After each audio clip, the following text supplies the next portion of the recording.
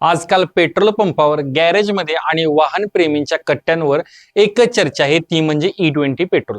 गेल्या वर्षी म्हणजेच एप्रिल 2025 मध्येच भारत सरकारने संपूर्ण देशभरात E20 पेट्रोलची सक्ती लागू केली. जे उद्दिष्ट 2030 पर्यंत पूर्ण करायचं होतं ते सरकारने खूप आधीच पूर्ण केलं. पण या घाईमुळे आणि E20 पेट्रोलमुळे सामान्य माणसांमध्ये, विशेषतः जुन्या गाड्या वापरण्यामध्ये एक मोठी भीती निर्माण झाली आहे की हे पेट्रोल आपली गाडी आतून पोखरत तर नाही ना. आजच्या या विश्लेषणात आपण याच E20 पेट्रोलचा पंचनामा करणार आहोत. E20 पेट्रोल म्हणजे नेमकं काय, यामुळे खरंच वाहनांचे नुकसान होते का, ऑटोमोबाईल कंपन्या आणि जाणकार काय म्हणतात, E85 सारखी नवीन इंधने काय आहेत आणि लोकांच्या मनात एवढी भीती असतानाही सरकार या पेट्रोलसाठी एवढं आग्रही का आहे, या सगळ्या प्रश्नांची उत्तरे आज आपण शोधणार आहोत. व्हिडिओ शेवटपर्यंत नक्की पहा. माझ्याकडे एक सरप्राईज आहे. गोकुळचा आस्वाद परंपरेचा गोकुळ आईस्क्रीम सोबती प्रत्येक क्षणाचा गोकुळ आईस्क्रीम. सर्वात आधी समजून घेऊया की हे E20 पेट्रोल प्रकरण नेमकं आहे तरी काय. E20 मधील E म्हणजे इथेनॉल आणि 20 म्हणजे 20%.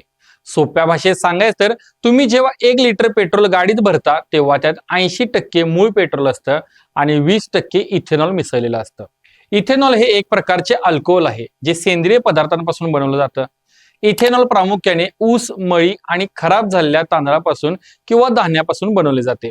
आपल्या कोल्हापूर सांगली पट्ट्यातील साखर कारखान्यामध्ये आजकाल साखरेसोबत इथेनॉलचे मोठे उत्पादन घेतले जाते. पूर्वी पेट्रोलमध्ये 10% इथेनॉल म्हणजे E10 मिसळले जायचे, पण एप्रिल 2025 पासून हे प्रमाण 20%वर नेण्यात आले आहे. आणि महत्वाचं म्हणजे आता तुमच्याकडे पेट्रोल पंपावर पर्याय उरलेला नाही, तुम्हाला E20 पेट्रोलच घ्यावे लागते. आता वळूया सर्वात महत्वाच्या प्रश्नाकडे. जर हे इथेनॉल आपल्या शेतकऱ्यांच्या ऊसापासून बनते तर मग लोकांमध्ये इतका संभ्रम आणि भीती का आहे, याची मुख्य 3 कारणे आहेत. पहिलं म्हणजे मायलेज मध्ये घट होते अशी भीती. इथेनॉलचा उष्मांक म्हणजेच कॅलोरिफिक व्हॅल्यू ही मूळ पेट्रोलपेक्षा कमी असते, म्हणजेच इथेनॉल जळताना पेट्रोलच्या तुलनेत कमी ऊर्जा निर्माण करते. सरकारी आकडेवारी आणि association of Indian automobile manufacturers म्हणजे सियामच्या 2021च्या अभ्यासानुसार E20 मुळे गाड्यांचे मायलेज 3 ते 6% कमी होते. मारुती सुझुकीनेही मान्य केलं आहे की यामुळे सुमारे 3.5% मायलेज घटते. म्हणजे जर तुमची गाडी 20चा ऍव्हरेज देत होती तर ती आता 19च्या आसपास आली आहे. लोकांचा राग असा आहे की इंधनाची ऊर्जा कमी झाली, मायलेज कमी झालं, तरी पेट्रोलचे दर मात्र कमी झालेले नाहीत. दुसरं कारण आहे ते म्हणजे जुन्या गाड्यांचे काय होणार. सर्वात मोठी भीती आहे ती लॉंग टर्म मेंटेनन्सची. ज्या गाड्या एप्रिल 2023च्या आधी बनल्या आहेत आणि विशेषतः ज्या गाड्या 2012च्या आधीच्या आहेत त्याचं इंजिन E20 साठी डिझाईन केलेलंच नाहीये. इथेनॉलचा एक नैसर्गिक गुणधर्म आहे ते हायग्रोस्कोपिक असतं, म्हणजेच ते हवेतील ओलावा आणि पाणी शोषून घेतं. जर गाडी जास्त दिवस उभी राहिली तर पेट्रोल टाकीत पाणी जमा होऊ शकतं. तसेच इथेनॉलमुळे जुन्या गाड्यांच्या इंधन प्रणालीतील प्लास्टिक आणि रबरचे भाग जसे की गॅस्केट्स, ओरिंग्स आणि होजेस खराब होण्याची, त्यांना तडे जाण्याची मोठी शक्यता असते. मग आता प्रश्न उरतो की हे सगळं खरं आहे का. यावर ऑटोमोबाईल तज्ञ, सरकार आणि वाहन कंपन्यांचे काय म्हणणे आहे ते पाहूया. सर्वात आधी पाहूया सरकार आणि ARAI चा अहवाल.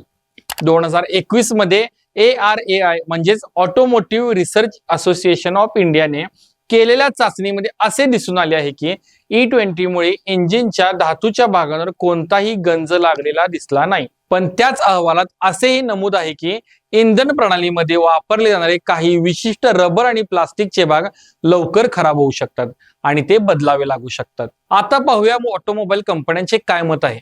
नुकत्याच झालेल्या एका पत्रकार परिषदेत मारुती सुझुकी, टोयोटा, ह्युंडाई आणि हिरो मोटोकॉर्प सारख्या कंपन्यांनी E20 चे समर्थन केले आहे. मारुती सुझुकीने तर आकडेवारी देत सांगितलेले आहे की आर्थिक वर्षामध्ये 2026 मध्ये त्यांनी 2.84 कोटी गाड्यांची सर्व्हिसिंग केली. यातील 1.5 कोटी गाड्या 3 वर्षांपेक्षा जुन्या होत्या, पण त्यांना इंजिन मध्ये कोणतीही असाधारण बिघाड किंवा गंज लागलेला आढळला नाही. कंपन्यांच्या मते आधुनिक गाड्यांमध्ये अतिरिक्त सुरक्षा दिलेली असते, त्यामुळे जुन्या गाड्यांमध्ये E20 वापरणे सुरक्षित आहे. वाहन प्रेमींच्या मते जर तुम्ही गाडी रोज वापरत असाल तर फारसा धोका नाही, पण जर तुमची गाडी महिनोमहिने उभी राहत असेल, जसे की दुय्यम दुचाकी किंवा हायब्रिड कार, तर टाकीमध्ये जमा होणारा ओलावा तुमच्या इंजिनचे मोठे नुकसान करू शकतो. एकीकडे E20 बद्दल लोकांच्या मनात अजूनही संभ्रम आहे, तोच आता बाजारात नवीन पेट्रोलची चर्चा सुरू झाली आहे. E25 आणि E85. भारतीय मानक ब्युरो म्हणजे BIS ने अलीकडेच E22, E25, E27 आणि E30 साठी इंधनाचे निकष जाहीर केले आहेत. यामुळे लोकांच्या पोटात गोळा आला आहे की आता E20 नंतर E25 ची सक्ती होणार का? ऑटोमोबाईल कंपन्यांनी E20 ला पाठिंबा दिला असला तरी E25 च्या बाबतीत मात्र त्यांनी हात आखडता घेतलेला आहे. कंपन्यांचे म्हणणे आहे की जर 25% जास्त इथेनॉल मिसळायचे असेल तर गाड्यांचे इंजिन, मटेरियल आणि सिस्टीम पूर्णपणे नव्याने डिझाईन करावी लागेल. याचे टेस्टिंग आणि सर्टिफिकेशन करण्यासाठी मोठा खर्च येईल, ज्यामुळे गाड्यांच्या किमती नक्कीच वाढतील. आता पाहूया E85 काय आहे. नुकतेच नवी दिल्लीत देशातील पहिल्या E85 पेट्रोल पंपाचे उद्घाटन झाले आहे. पण E85 पेट्रोल तुमच्या आमच्या रेग्युलर गाड्यांसाठी अजिबात नाही. E85 म्हणजे 85% इथेनॉल असलेले इंधन. हे फक्त फ्लेक्स फ्युएल वाहनांसाठी बनवलेले आहे. फ्लेक्स फ्युएल इंजिन हे अशा प्रकारे बनवलेले असते जे 20% ते 100% इथेनॉल पचवू शकते. उदाहरणार्थ मारुतीची फ्लेक्स फ्युएल वॅगनार किंवा हिरोची फ्लेक्स फ्युएल स्प्लेंडर. जर तुम्ही चुकून तुमच्या सध्याच्या पेट्रोल गाडीत E85 टाकले तर इंजिनचे गंभीर आणि न भरून येणारे नुकसान होऊ शकते. भविष्यात कदाचित भारतात 2 वेगवेगळे पेट्रोल पंप पाहायला मिळतील. एक आपल्यासारख्या गाड्यांसाठी E20 किंवा E25 चा पंप आणि दुसरा फ्लेक्स फ्युएल गाड्यांसाठी E85 चा पंप. मग आता सर्वात मोठा प्रश्न पडतो, गाडीचं मायलेज कमी होते, जुन्या गाड्यांच्या मेंटेनन्सची भीती आहे, लोकांमध्ये संताप आहे, तरीही सरकार इथेनॉल ब्लेंडिंग साठी इतकी आग्रही का आहे? यामागे 3 अत्यंत मोठी कारणे आहेत. पहिलं म्हणजे परकीय चलनाची बचत, दुसरं म्हणजे ऊर्जा सुरक्षा आणि तिसरं म्हणजे आपल्या शेतकऱ्यांचा आणि ग्रामीण अर्थव्यवस्थेचा फायदा. हे सर्व फायदे विचारात घेतले तरी शासनाने E20 पेट्रोलचा निर्णय घेताना ग्राहकांना आणि सामान्य जनतेला विश्वासात घेणं गरजेचं होतं. शिवाय आज ग्राउंड रियालिटी पाहता जितकी वाहनं निकामी होत आहेत त्याची जबाबदारी कोण घेणार हा सुद्धा मोठा प्रश्न आहे. थोडक्यात सांगायचं तर E20 पेट्रोल हे देशाच्या अर्थव्यवस्थेसाठी आणि पर्यावरणासाठी उत्तम पावलं यात शंका नाही. पण ब्राझील सारख्या देशात जसा ग्राहकांना E0 किंवा E20 घ्यायची हा पर्याय दिला जातो तसा पर्याय भारतात दिला गेलेला नाही. हीच ग्राहकांची मोठी खंत आहे. मग आपण काय काळजी घेतली पाहिजे? सर्वात पहिलं तर घाबरून जाऊ नका. तुमच्या नियमित गाड्या E20 वर चालू शकतात. दुसरं म्हणजे गाडीची वेळोवेळी सर्व्हिसिंग करा. विशेषतः जुन्या गाड्यांचे इंधन पार्ट्स आणि रबर पार्ट्स मेकॅनिक कडून तपासून घ्या. तिसरं म्हणजे जर गाडी जास्त वापरात नसाल तर टाकीत पेट्रोल जास्त दिवस साठवून ठेवू नका. तर हा होता E20 पेट्रोलचा सविस्तर लेखाजोखा.